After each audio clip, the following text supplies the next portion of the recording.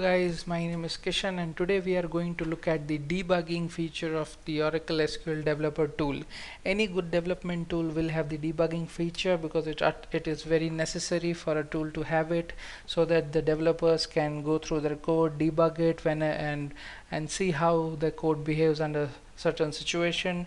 And to be really frank, Oracle SQL Developer is a very light tool, a very handy tool. It doesn't take much time to shoot up or to do any processing. Also, the best part, it has a very good debugging feature. Yes, if you compare it with other Oracle development tools such as Toad and PL SQL Developer, no offense to you guys, but Oracle SQL Developer has done a really good job in the debugging feature section.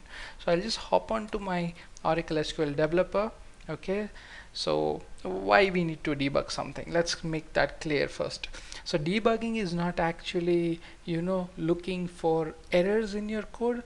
If there are compilation errors in your code, you would just straight away get them. Debugging would be really useful when you want to look at your procedure, your function or your package, how it is behaving when you are giving certain inputs, how it is flowing through. When you say you are new on a project and you have already lots of code created and you want to go through them, or you want to go through an error, it's always good to debug your code. You just pass your parameter, go into the debugging mode, put your brain into the debugging mode and just find out line by line, thing by thing, and get to the real cause of the error. Also, it helps you to understand what is written in a very precise, clear way rather than just reading it normally. So enough of talking, and we'll just jump onto the debugging and let's see how we can do it. So what I did, I just created a very simple procedure. In that procedure, all I do is I just use this employees table. Yeah, so first of all, this is my SQL developer. I'll just connect to the HR schema that is by default given by Oracle. Okay, so what I have a procedure that I am preparing is I'll just pass in the employee ID and I'll calculate the final salary. Now that final salary would be the salary plus the commission percentage that an employee is eligible for. So as you can see in this data, there are many employees which have commission PCT as null, means they are not eligible for any commission. There are employees, of course, in the sales department who would have commission. So I would just take salary plus salary into the commission percentage and arrive at the final salary, which is this one. So this formula, it's not really important what this is. What we are trying to achieve here is understanding the debugging thing. So I'll just open the procedure. I'll go under HR, I'll go to procedures. Now this technique of debugging can be applied to everything, every kind of your code, whether it's a procedure, it's a function, it's a package. For all of them, debugging can be achieved in this very same way that which I'm going to show you guys. Okay, so this is my procedure, employee total salary. So I have written the procedure. There's an input parameter of employee ID. I have two variables, total salary with a precision number, with the data type of number and precision 4, and employee name. Okay, so what I'll do is I'll select the first name and last name and put it into employee name, calculate this salary and put it into v total salary variable. Okay, from the employees table, whenever I don't find any employee, I'm just printing no data found. Whenever I find the data, I just calculate it and print it on the screen. Also, if there is any error, I am calling my Pragma autonomous transaction plog error to log this error. If you want to know more about Pragma autonomous transaction and procedures and all, please look at those videos. I'll put the link in the description and also in the notification bar. Okay, so this is my code and I want to debug it. How to do it? First of all, go under tools, preferences, you have debug over here. Somebody might have run until breakpoint selected. Okay, so just put step over or step into. What is that? We'll get to that. I'll explain that thing to you, but just it should not be run until a breakpoint occurs. I'll tell why not. Okay, and the debugging port range, normally it's 4000, but sometimes there's a range given, sometimes it's deselected, so it doesn't really make a difference. Just make sure that your firewall allows your debugger to communicate at this port Sometimes your servers would be on a different system, and your machine where you will be having doing your local thing would be on a different machine. Then that communication is sometimes blocked by firewalls, so make sure that there are no firewalls. Also, you should be having debug any procedure privilege to debug any procedure, of course. So that is required. You can ask your DBAs to assign that role to you, but mostly you will have it. If you are the creator of the procedure, you will have debug privileges on it mostly, unless it is specifically revoked. Okay, so I'll just select step into over here, and I'll let the port range as it is. I'll click OK. If you guys missed it, it's under Tools, Preferences, Debugger. Okay, yeah. So now to debug this procedure, I just click this button. You know that small bug, it says there's a shortcut Control Shift F10. Or you can just click this. As soon as you click, this window opens. So whatever your input parameters will always have null over there. You need to fill this data. It's like I have an input parameter P employee ID. Okay, so I'll give an input. I'll give one. So I'll use employee ID 155. Okay. As soon as I click OK, you can see that it has gone into the debugging mode. Now I have multiple options. One is terminate. Okay, the other one is find execution point. Then there is step over. Then there is step into. Then there is step out. Then there is step to end of method and resume. Okay, so step over means I don't want to go deep into the procedure, just take me to the output. Okay, step into means tell me line by line. Even if a new procedure comes in, I want to go inside that new procedure and see how that works. Okay, then there is step out. I don't want to do it, just bring me out. Then there is step to end of method, take me to the end of the method. And then is resume if you have paused it in between or something like that. Okay, so let me just terminate this and restart it. Okay, so you have this anomalous block created. Just close it. It is not required. That is created on the fly by the SQL developer so that you can debug it. I go to Tools, Preferences. I go under Step Over. I select. I say OK, and now I start debugging.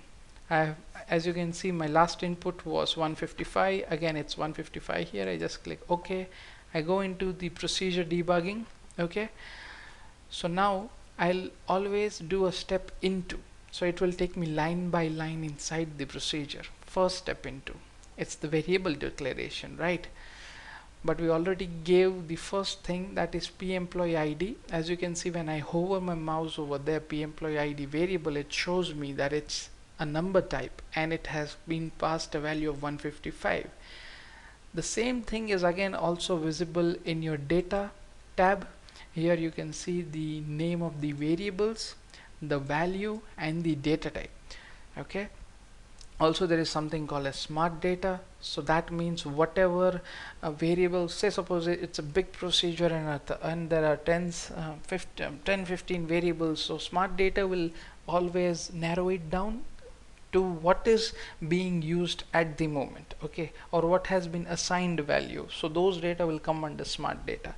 The data will show all the variables over there. Okay, so I just go into the debugging step by step. I give F7 or click this, it goes in. So now it comes to begin. You can see it's taking line by line. Now it goes to the select statement. Okay, I click next. So now it just executed the select statement. I can see that it has populated the employee name, that is Oliver Twat. Okay, and it has calculated the total salary. When I hover my mouse, I can see that the total salary is calculated and the value for that is 8050. The same is visible in the data tab. Okay, I go to smart data. At this point of time, there's no variables used, so you can't see anything under smart data, but under data it shows each and every variable. Okay, I press step into.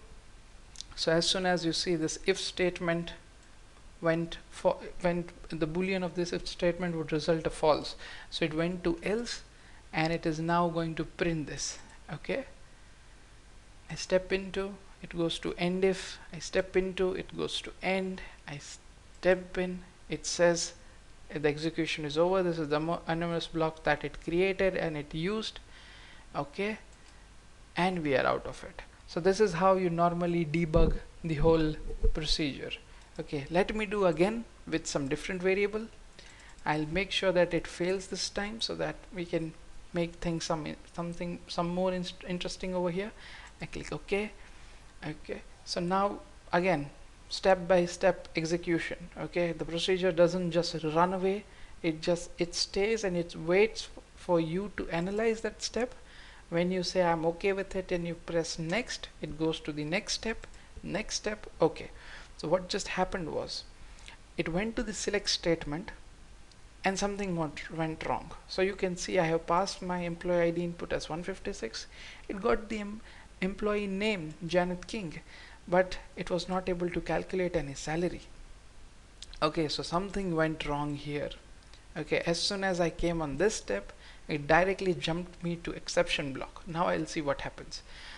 I do a step into, it goes to when others then. That is the exception that satisfied. That's the only exception. I've kept it here. Then I go step into, then I click step into. Now this is the difference between step into and step out. Now when I do a step into, whenever there is a call to another procedure, step into will take me into that procedure. Okay, and now I'll execute this step by step. So it will be like step into this, the procedure is there, it's a pragmatic transaction, it's an insert statement. So you can see the variables that I passed into this SQL ERM and SQL code, these are predefined Oracle error variables. You can learn about them, and I have discussed more detail on them in a separate video. You can find those videos from the notification.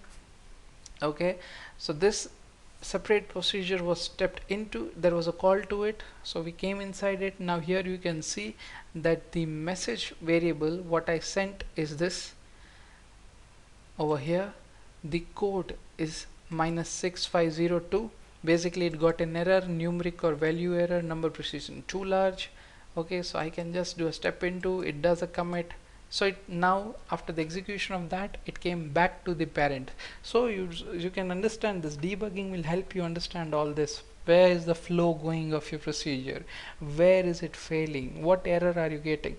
At what line this error is being occurred, and everything, every sort of that thing. Even when there will be a for loop or a while loop, you will have the complete details of the iteration over there. You can just expand that and look at, like, for every iteration what was the value of my variables. Just give it a try. If you guys find any doubt, just let me know. I'll just show one more feature. I'll just end this, the one more feature, and that would be debugging till a breakpoint.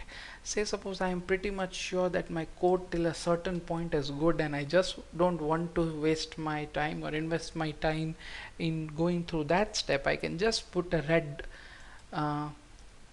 debugging point. It is actually called as breakpoint. So I say that till here I am sure everything is fine. Don't ask me for a step into or a step over for these steps. Just from here I want to go through it. Okay, in that case, just go to your tools, preferences, and set run until a breakpoint occurs. So what will happen is, until it gets a breakpoint, it will just go on executing. As soon as it will get a breakpoint, it will ask you for your input and then do a step-by-step processing. Okay, let's have a look at this. This I am doing with a breakpoint, run until a breakpoint occurs type. I'll just click debug. I'm into this procedure. I'll give my input as 155. Okay, and as soon as I do okay, you can see that it did not start from the first line, whereas for step over and step into, it started from the first line of the code. Here it has executed till the breakpoint was seen, and as soon as it got a breakpoint, it is asking for an input. So now I can, debug it from here. I can do step into, I know nothing, no error is there, so it will just print it, step into, end if, step into, end, and done. We are out. So this is just the way how debugging works with SQL Developer. It's a pretty light, good, and easy tool.